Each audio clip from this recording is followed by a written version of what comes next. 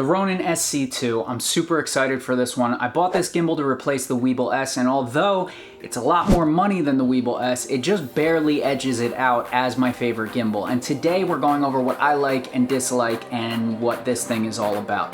You guys know what it is. We don't gotta do the let's get to it. Happy fall, everybody, and f*** summer.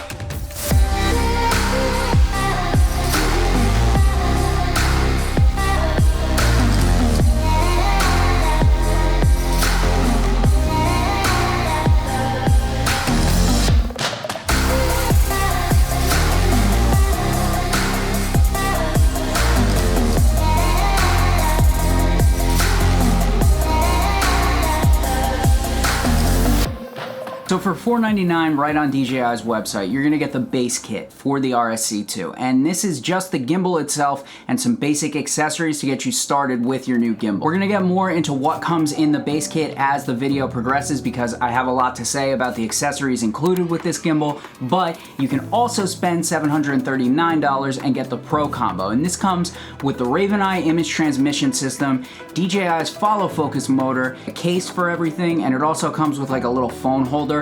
But other than that, I think all the same accessories are included with the Pro combo. DJI also offers a multitude of gimbal accessories on their website, including the follow focus motor and the Raven Eye image transmitter. So if you're like me and you bought the base kit, but you decide, hey, I wanted that image transmitter after all, you can go and buy it after the fact.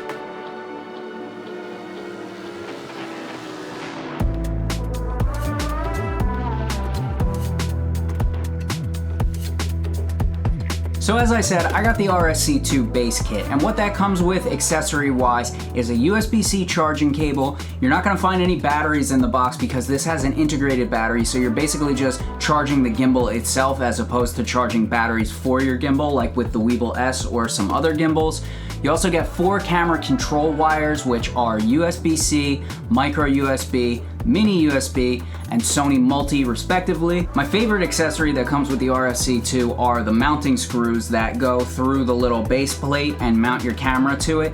They're actually thumb screws, which is awesome. I don't think any camera accessory should be anything but thumb screws. DJI calls them the D-ring mounting screws. They're just regular 1/4-inch screws with the thumb screw, but when you push the tab down, it kind of expands the base of it, so I guess that kind of locks it in there. There's nothing more annoying than trying to mount your camera to something and then having to put it down, go find a coin or a screwdriver. And not only do you get the 2 D-ring thumb screws, you also get just like a normal 1/4-inch screw for mounting your camera to the plate. I threw that right in the garbage because why would I not use the thumb screws or just order more if I lose them? And you also get a little riser pad for lifting up your camera if you have like a real wide lens that won't fit on the base plate. Throw that little riser pad in there and it'll lift your camera up high enough to fit a larger lens on your gimbal. And while we're on the topic of larger lenses, you also get a lens support for the end of the quick release plate. So you screw that in and it just holds the end of the lens so that you have some added support at the end there. But I don't actually like DJI's version of it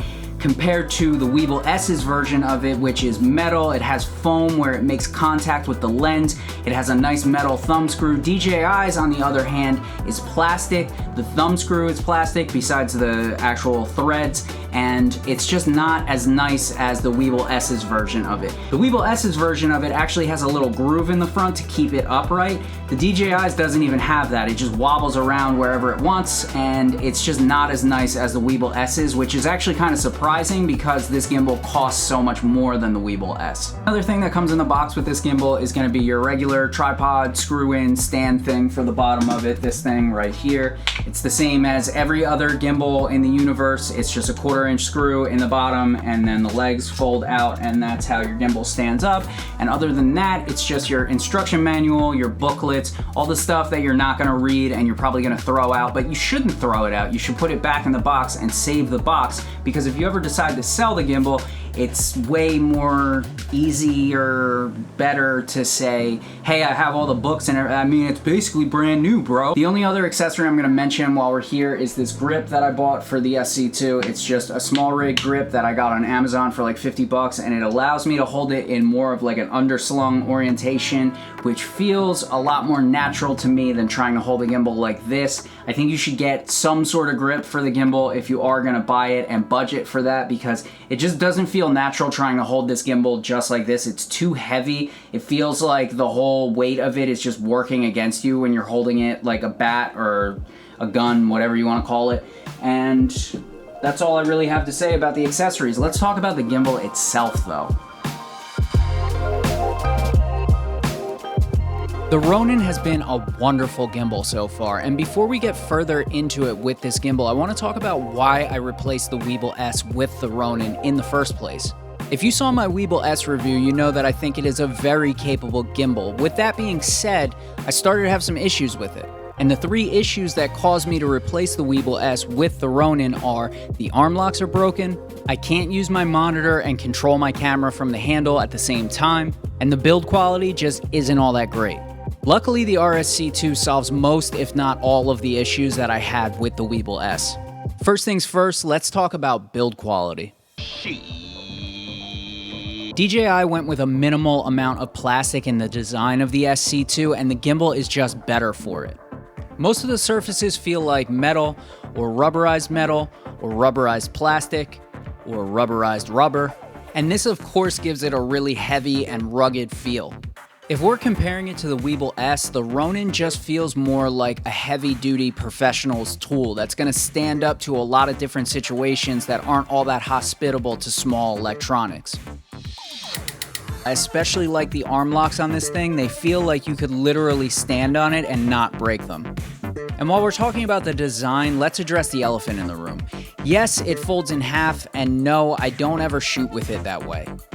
I get what DJI was going for here, where you could just use the same handle for holding it like a bat or holding it in an underslung orientation, but it's just easier to add a handle to it and have both of them, in my opinion. Luckily, they make cases where you can keep the gimbal balanced and still put it away, and that's what I've had my eye on for this thing. And although this thing is really easy to balance, one of the things that's kind of weird about it is it constantly wants to auto-calibrate itself. So if you turn on the auto-tune feature, it'll calibrate, but then it'll want to calibrate again when you turn on super smooth. Then, if you want to turn off super smooth, it'll calibrate again, so on and so forth. So if you're using prime lenses, it's a huge pain in the ass because every time you want to change lenses, you have to calibrate your gimbal like 3 times. But other than the weirdness with the auto-tune, I really like the menu system in this gimbal. Everything's really intuitive and well labeled. There's nothing that's like hidden or anything like that. And you can control all your parameters and settings right from the handle. There's only a handful of things that you need the app to do. And while we're on the topic of software in the RSC2, I have one large gripe when it comes to this gimbal, and that is DJI decided to hire some sick, degenerate bum with mush for brains who decided it was a better idea to make the exposure settings a menu option than it was to just have access to all of them at once. This is a nightmare! Let's say hypothetically that I'm controlling aperture from the knob on the back of the RSC2, and I now want to change my shutter speed to something different. I have to go into the menu system and change the knob from aperture to shutter speed, come back out of the menu, and now I'm controlling shutter speed, but I don't have control of aperture. Now, if I want to change, say, my ISO, I have to do the whole thing over again. Can you see how this may be an issue? I really hope that DJI patches this with firmware somehow. It would make everybody's lives easier, and it was just a really dumb decision to design it that way in the first place. And that brings us to the app. The Ronin app. It's actually pretty great. It connects to the gimbal every single time without hesitation, which is more than I can say for the ZY Play app. All the tracking modes are great. The time-lapse mode works beautifully, and it's really awesome to be able to do moving time lapses with your gimbal. You can do a virtual joystick on the screen of your phone, or you could even use a gaming controller if you want to control your gimbal, which is something that I'm actually excited to try out. And you can also mess with all your motor parameters and settings. There's a balance test that you can do so that you can see how well you balance your camera. And other than that, one of the coolest features in the app is the ability to customize all 3 modes. So for instance, if you want mode 1 to just be the pan motor but have the other 2 motors locked, you can do that. I just thought it was really cool that DJI allows that level of customization. The Force Mobile is also great. It's the thing where it mimics whatever motion you make with your phone. There's no lag or anything like that. I gotta say, I was really surprised by how well the Ronin app works and functions as a tool. It seems like all too often the apps that are involved with cameras or camera gear are just laggy, buggy, they disconnect, or they're just like an afterthought. They're not well thought out or well made. So it was really refreshing to use an app that actually enhances the experience with the tech that it goes with.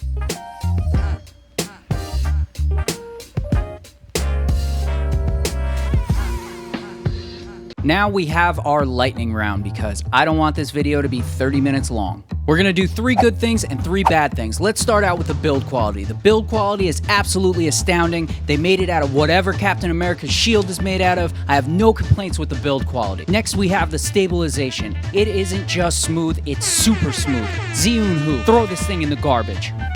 Next, we have accessory options. You want accessories for this gimbal, you got accessories for this gimbal. You could buy more accessories for this thing than you'll find in your mom's sock drawer. We got 3 good, now we got 3 bad. We're keeping it balanced. First, we have the integrated battery. If you run out of juice, you're done shooting. There's no popping a new battery in. You're what professionals call effed in the A. Second bad thing, it's super expensive. It costs way more than a new puppy does, and it won't get you nearly as many girls. Number 3, the vibration issue. Every now and then my gimbal gets possessed by Michael J. Fox, and I need it to stop. And that concludes our lightning round. On the whole and in closing, I think the RSC2 is a wonderful camera stabilizer. We're gonna see if it stands up to the test of time, and we're also gonna see if DJI updates the firmware so that you can control your exposure settings, or they just save that for the RSC3 or whatever. Let me know down in the comments what you guys are using to stabilize your cameras, or if you're just raw dogging it, and I'll see you guys in the next one. Bye.